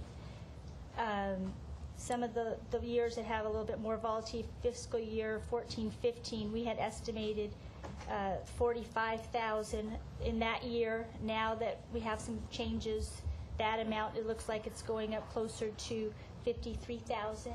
So this is based on our financial plan and our modeling as to which plants we think are going to be online. So, so that's the purpose of this. As part of the admin code, we're required to show you our estimated volume usage, and then we'll take this data and compare it to what's available in the market to secure a lower price of natural gas. I have another question. Is there any requirement for staff to report annually to the board as to where the projections are at, to see how we're doing on our budgeting? I don't know if we're necessarily required to report on our budget, but what this does also is part of this admin code is we have a third party come in and make sure we're in compliance with it. Yeah, because I'm a little reluctant to approve something that goes out so far, particularly since changes will occur during the period of time. So I will be more comfortable doing it if I know that there's a report back to us on a regular basis to just see where we're at so that we can track these things. So the compliance report is an annual report? It's an annual report, and we also have a monthly status report that our risk control group puts together, just letting us know if we're in compliance with the admin code. Can we make that part of the filed items on a monthly basis, perhaps, the second meeting of each month, to have that? Or even annually. I mean, whatever's easiest. But Yes, just we to can put it in do the that. filed items, I think would make the most sense, and we can do that. Yes, Why we don't can we do say that. quarterly, just to make sure that it's Yes. Yeah, I frequent have a enough to get copy the of information that you need. the latest one with me, Great. just to, Okay. as a reference. That assuages my concern. Great. Commissioner Noonan? Nothing? We have public comment on this? Yes, I have one speaker card. Dr. Clyde Williams.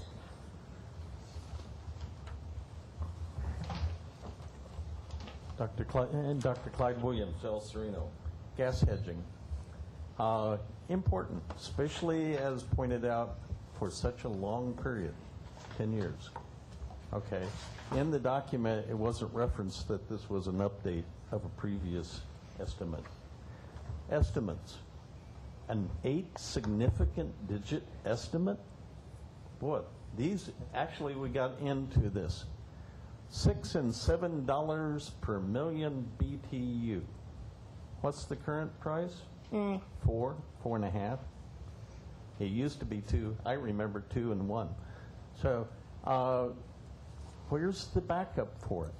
Especially, where's the backup for the detailed projections by monthly and year of these volumes? Because this would indicate a very good strategic plan which has never been made available to the public. Because all of these electricity generation by gas have great strategic importance as to what's going to happen during the next 9 years. The price is another issue as to why does it cost so much when the current spot price, even long-term prices, are down in the 5. People are thinking, well, it may go over 5, but we're already looking at 6 next year. So we'd like to have more backup, see it. Where's the model, and what are the strategic implications of these numbers for the next 9, 10 years, and where's the strategic plan which backs up this as part of your policy? We had one a couple of years ago, then it was revised and revised, but it was never issued and approved. We're a $5 billion company, and you don't know what's going to happen, and we don't know what's going to happen for the rates. So needs a lot of backup, and I would agree, make it a quarterly reporting element as to what's been achieved. You had a indication of the solar as to here's what you project, here's what you've achieved, here's what we need to do. Same way with natural gas prices. And $7 a million BTU sounds high. Thank you. That was the last card for number 11. Do I have a motion for number 11? So moved. Thank you. Second? Second. All in favor? Aye. All opposed? Carries unanimously. Who will present item 12? Item 12 is request to pay directors and officers a liability insurance. Now, before you, the department is still anticipating whether or not we're going to purchase this insurance for ourselves, but we do believe we have an obligation to purchase this for SCAPA and IPA. We have an amount not to exceed of $630,000. Of that, $353,455 is for DWP. IPA is $176,077, and SCAPA is $76,013. So, and I know this item was asked for discussion. Yeah, like usual, when it comes to insurance requests, I'd like to know how many markets did you approach, and if it's not too taxing, I think having that information about the list of insurers and what their quotes were would be helpful. We do have our broker here and our risk management section. I'd like to introduce Mr. Alan Boring. He's from Wells Fargo, our current insurance broker. Thanks. On this particular one, maybe we could have Brian Lorenz come up. He's our expert in the D&O side. She just wants a list of the marketing, what markets you approached on the D&O. Well, when we were recently appointed, and so we were already in the marketplace. So we got the appointment just a few weeks into the process. So just the income. Literally 3 weeks ago they began. Yeah. Okay, so I mean, but to get these prices, you must have gone to the market. So I'm curious how many markets you approached. Just the incumbent markets, Aegis. You mean just one? Just one market. Okay. Are there others out there? There are, yes. Don't you think we should take a look? Generally, it takes over a month to market, and the problem we were having is because we were changing over brokers who are the only ones who can actually approach markets. We can't as risk managers because we're not licensed brokers. Because of that transition from the previous broker to currently Wells Fargo, we did not have time to go out to the market and get a full analysis on our program. So we went to the incumbent and just barely received the quotes. The numbers you see now were barely given to us a week ago. When does the policy lapse? Yeah, the D&O insurance. July 31st. July 31st. Well, I just think this is an awful way of negotiating. And I know that you're in a tough spot, so I'm not trying to grill you personally. But, you know, we've had this discussion so many times about our board being asked to approve transactions that you know could be better handled. So I don't know the details of why this was delayed to this point. But being in brokerage, you know, the more markets you approach, the more leverage you create. You referenced that the General Counsel has met with with the insurer who's responded to our request for renewal. But I also think that in this case, the CFO should meet with them to better explain the metrics of the department. That will influence price greatly. So I just... We do agree, and normally we do go out and market, and it's usually more than a 6-month process. The difficulty is when you transition brokers, there are legalities. You have to put in a broker of record letter that authorizes them to represent you. And unfortunately, because of that transition, it was way too tight for this year. But normally we do go out to market. We meet with them months ahead of time. And we go even on site visits depending on the type of insurance coverage we have, and we do have them meet with the executives. What was the urgency in changing brokers so close to an expiration, as opposed to going through that process, getting going to market, et cetera, and then changing brokers after we have the competitive pricing? Avery Neiman, one of the risk managers here. The contract traditionally has come up on a May the 13th renewal. We started the RFP process to hire the new insurance broker on July 1st of last year. It's quite a cumbersome and time-consuming process. We did meet the deadlines, and when the previous contract with the insurance broker expired, Wells Fargo did come on. It's just coincidental that it happened to be so close to this renewal, but as Maddie mentioned, now that Wells Fargo is on board next year, we certainly will be marketing to all available carriers. Unless we're looking to change brokers again. Excuse me, I'm sorry? Unless we're changing brokers again. We do anticipate being able to create a good amount of competition during the year in anticipation of next year's renewal. I have a question for our friends over in the general counsel field. If I'm reading this correctly, and if I understood the CFO correctly, we're purchasing the insurance in part on behalf of SCAPA and IPA, and that they reimburse us for those premiums. Is that correct? That's correct. Do we have any liability if we decide not to purchase the insurance at all? Any liability to SCAPA or IPA? Well, when in the board letter it talks about we never met with the insurers.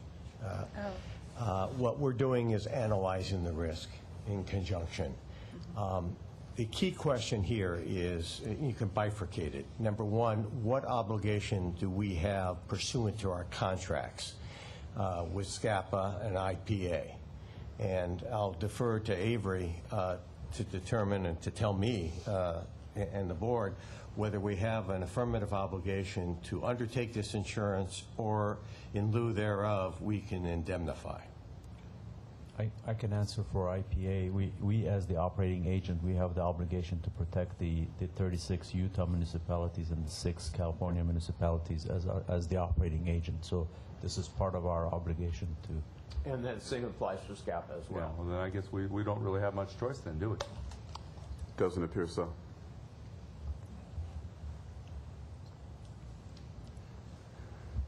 We get no further comments from commissioners? No speaker cards on this item? On 12, no. Quick as a clarifying point, and in the dollar amount that you quoted in there, that you could clarify which portion is specifically solely for DWP outside of SCAPA and IPA? $353,544. And that's because we've had this insurance for a while, we have a continuing credit that if we were to cancel it and go buy out again, it would be $477,750. So that was the quote we received. Well, I don't think the issue is whether we have the coverage or not. It's presumably the coverage is reasonable and necessary, but I don't think we have an opportunity here to really meaningfully kick this back like I would normally want to because of the potential for liability. Is there a possibility of obtaining insurance for 3 months and putting it out to bid in that interim and then coming back with a more competitive process in 3 months from now? There may be a penalty for canceling the policy, and I don't know Most insurance policies do have cancellation provisions whereby there's what's called a short rate cancellation versus a prorata. Prorata would be day-for-day reimbursement or refund. Most insurance policies do not have that, so the insured is penalized for doing that. We've also been with this carrier for many years. It is a mutual insurance carrier. It only insures utilities, municipal and investor-owned utilities, and they are the preferred carrier for utilities. I've done my research too, and I know that there's at least 6 markets that we could have approached. So just to say that you've had a good experience with one, I don't necessarily think that makes them the best choice. I commit that we will be marketing this very early next year. It was just because of the change in brokers that was coincidentally occurring at this time that we did not have sufficient time to tell Wells Fargo to go out to the marketplace. We essentially just had to renew with this carrier. Next year will not be the same case. We have another meeting before the 31st. Is it possible to go back and figure out other alternatives for us, such as the one that Commissioner Parfrey proffered, et cetera? Maybe there are other ways that will buy us time to see if there's a better solution for us that we can punt, if you will, to the 19th? Sure, we'll poke around and see what we can find in as far as either a 3-month extension and what other markets we might be able to scare up between now and then. Maybe if you go to them and tell them that we're considering this, they might take another look at their policy premium. Thank you. Good point. So do I need a motion to defer this till next? Yeah, our next meeting is 19th? July 19th, yeah. Right. So Yeah, just a motion to defer. So moved. Thank you. Second. Thank you. All in favor? Aye. Aye. All opposed? None. So the item 12 is now moved, deferred to the July 19th meeting. 13 is done. This takes us to item 14, which is also insurance. Item 14, we came to the board last meeting and you asked us to come back and look at if we had increased our deductible to $5 million and $10 million. Staff has prepared a report and looked at that, and we still believe that it's appropriate to stay at the $3 million deductible. We feel that we do have claims. We pay a lower percentage of it at the $3 million level, and if you've received that report and you're comfortable with it, we would ask your move for to accept it. I want to thank you for the report that you were prepared and the backup information. If we could be provided this kind of information with future requests, we probably wouldn't have to defer matters. Okay. Okay, thank you. My question, if I might jump in, is on the loss ratio. I know that we can't always control the loss ratio by its very definition, but I'm hoping that risk management is doing something to really reduce that loss ratio, because we pay a lot of extra premium as a result of it. I mean, even if you get a Ouija board out and work that way, that would be helpful. Not to get into details regarding the claims, because there are, of course, some are open, and that would be something we'd have to discuss in closed session. But the aging infrastructure of the department really doesn't help those. When we have major main breaks or power outages, obviously that does affect our claims and our loss runs. So hopefully, as the department moves forward towards budgeting and improving maintenance, those numbers will go down. Well, Mr. Nichols, I think you might want to add that on your list of strategic reasons. But in terms of perhaps just preventative maintenance or employee training, are there any opportunities there that we can implement some ideas? Actually, the department has really excellent programs. And compared to other utilities, we actually have a lower number of claims in certain areas like EPLI, et cetera. However, the maintenance and the infrastructure, those are just things that were, it's sort of going against the tide there. But I'm presuming as those things get improved over time, we'll have less and less of those. Other than that, we really don't have a huge number of claims that actually surpass our $3 million deductible. Okay, thank you. RM? I don't know if you'd like to share with the other commissioners, but I found it so interesting, the infrared technology that you use, that your group uses to predict and prevent accidents from happening. Can you give them a 2-second summary about that? So as the commissioner mentioned on the preventive maintenance level, we're putting a lot of equipment and technology that will give us early warning signs on things going on with the equipment, especially these large transformers. The latest one that we had like 6 months ago that blew up in Adelanto. It was one of the large DC converter station that some of the technology that's available right now could have prevented something like that from happening, either oil analysis or vibration indicators or sound indicators that could point us to probably paying attention to what's going on in those equipment. So as we deploy part of the strategy for the smart meters and instruments out there is to control this kind of information coming through and also filter through what's actionable and what's not. And we're looking at all these technologies to make sure that we take advantage of that. I think it's an outstanding investment that you're making in that regard. Do you have a motion for 14? Motion to approve. Thank you. Second. All in favor? Aye. All opposed? None. That carries unanimously. Item 15. Item 15 is two resolutions authorizing the issuance of $350 million of water system revenue bonds. These are refunding bonds. We're continuing to analyze the market. About a week or so ago, we did see this as a positive, about $10 million savings for the water system. Since then, the market has changed a little bit. But in what direction? Unfavorable. So we do require a 3% savings if we're going to move forward with the refunding. So we're asking for approval, and the department will continue to monitor and will only move forward if it's in the best interest of the water system. Well, I just want to commend you. I think this is the kind of thinking that we need to help save money for our ratepayers. So I'm very much in favor of this proposal. Sounds like a motion. It is. Thank you. Second. All in favor? Aye. All opposed? 15 carries unanimously.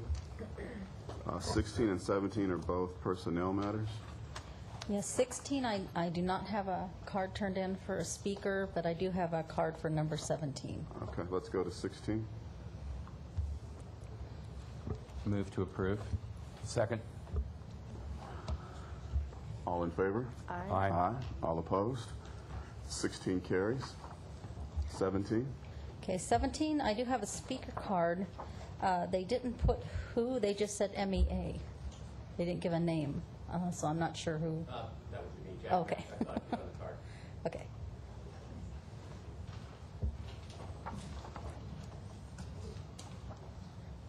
Please. Good morning, everyone. I'm Jack Mack. I'm here to speak on behalf of MEA today. It's in regard to grievance number M12710. That involves the classifications of electric service manager and power engineering manager.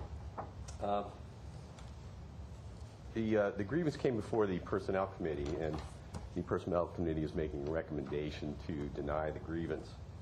The reasons given, the contention is that the ESM class and the PEM class are being used interchangeably by the department. As I indicated, the Personnel Committee has recommended denying the grievance, and the reason they give is that the Board of Civil Service Commissioners have exclusive authority over classes and classifications. However,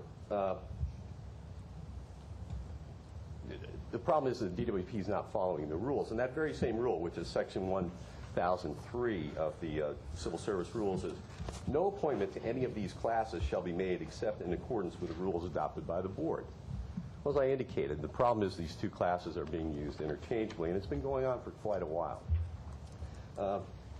Rules 210 and 211 of the Board of Civil Service Commissioners provide that it is up to the Civil Service Commission to determine whether any employee has been assigned to duties contrary to the rules.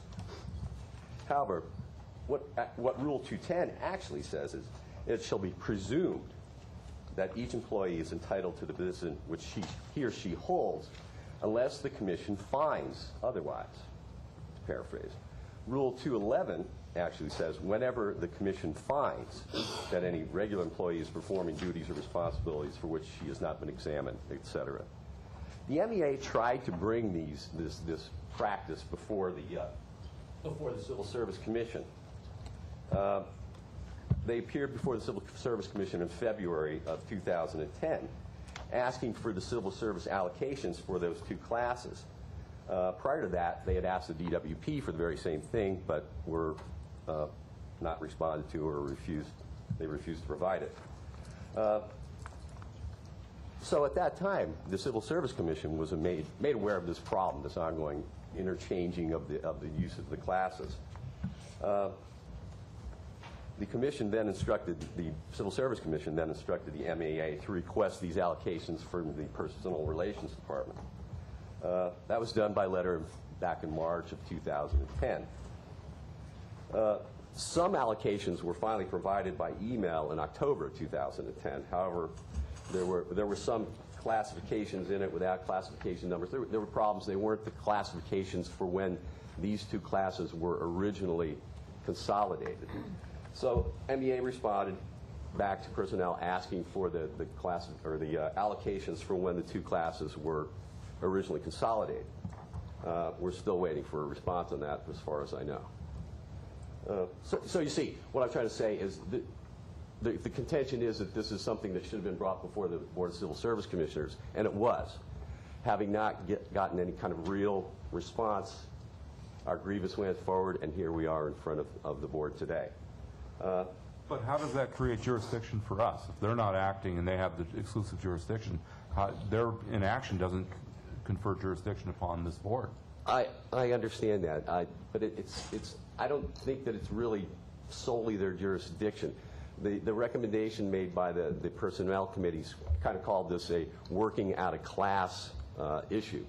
I don't believe it's really that. I think it's a misuse of the two classes by using them interchangeably. And the issue arises when the managers go through management rotation. We have the problem of, for example, a manager who's a PEM gets rotated out and an ESM gets rotated into the very same position.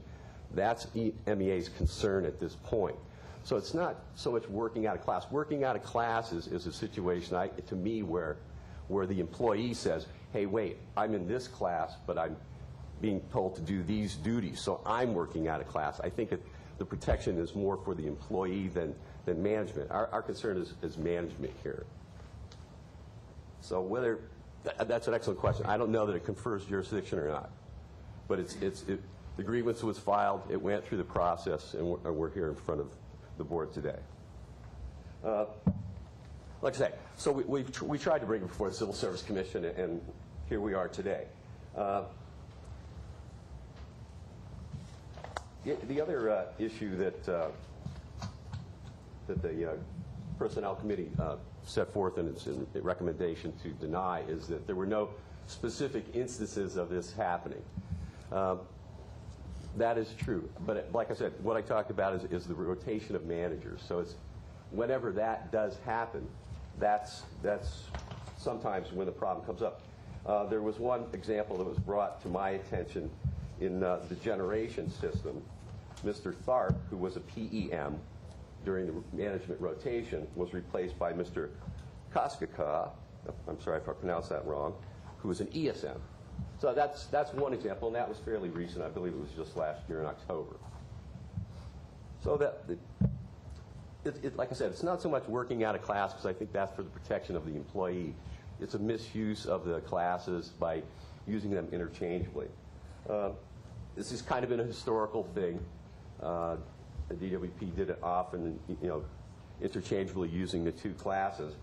But they went to the personnel department to actually find out if, hey, is this something that we're allowed to do? And they were advised that the two classes were not interchangeable. As a result, DWP no longer openly advertises to fill a position from either class. However, as I indicated, it uses the classes interchangeably by effecting rotations of individuals in one class into a position of another class. I understand DWP has often cited that we need to have this as a business necessity. Yes, DWP is a business, but for better or for worse, they're constrained, they're tempered by the civil service rules. We're just asking them to play by the rules. Thank you. Thank you. Is there a motion on 17? Move to approve the report as presented. Thank you. Second. Great. All in favor? Aye. Aye. All opposed? 17 carries unanimously. 18A and C, I asked to be filed. We have a speaker card on 18B. Yes, I have a speaker card for 18B, Dr. Clyde Williams. There, it's a filed item. We'll ask that 18B be filed as well. Thank you. 19A has been presented. 19B, RPS update. It's just a filed item. If there's any questions, it's a progress of where we are on all the projects that we have. Any comments or questions on 19B? That will be filed, which takes us to 20, which is closed session. Mr. City Attorney? Yes, the board shall publicly report any action in closed session and the vote or abstention of every member present thereon in accordance with Section 54 and 957.1 of the California Government Code. We are in closed session. Bio break? Yeah. Well done. Okay, we just have to give them a few minutes to get their equipment out. And Right. That's the bio break part. Yeah.